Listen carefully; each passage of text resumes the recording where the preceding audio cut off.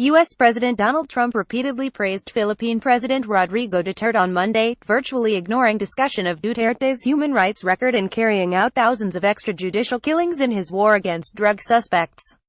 White House spokeswoman Sarah Huckabee Sanders said human rights briefly came up in the context of the Philippines' fight against illegal drugs as Trump met for 40 minutes with Duterte in Manila. But Duterte spokesman Harry Roque disputed that account, saying, "There was no mention of human rights. There was no mention of extra-legal killings. There was only a rather lengthy discussion of the Philippine war on drugs with President Duterte doing most of the explaining." Rights groups had called on Trump to end his five-nation Asian trip with a statement condemning Duterte's killing of drug suspects in a far-reaching campaign. Human Rights Watch says that since mid-2016 security forces and unidentified gunmen have killed at least 7,000 suspected drug users and dealers, with 3,116 of the killings carried out by police. By comparison, the death toll in a year under Duterte is higher than the number killed while dictator Ferdinand Marcos was in power between 1972 and 1981. Ahead of their meeting, Trump said of Duterte, "We've had a great relationship."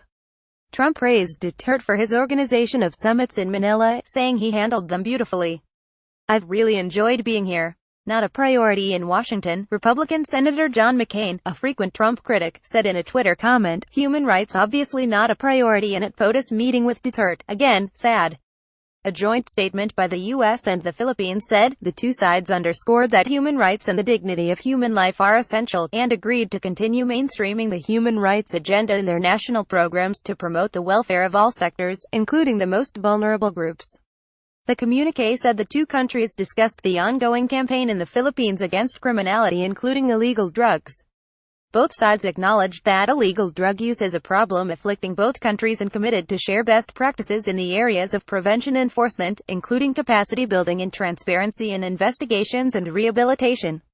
Before Trump was elected, Duterte attacked former U.S. President Barack Obama as a son of a whore last year after the Obama administration criticized Duterte's human rights record. Ahead of Monday's meeting with Trump, Duterte said if the U.S. leader brought up human rights he would tell him to lay off.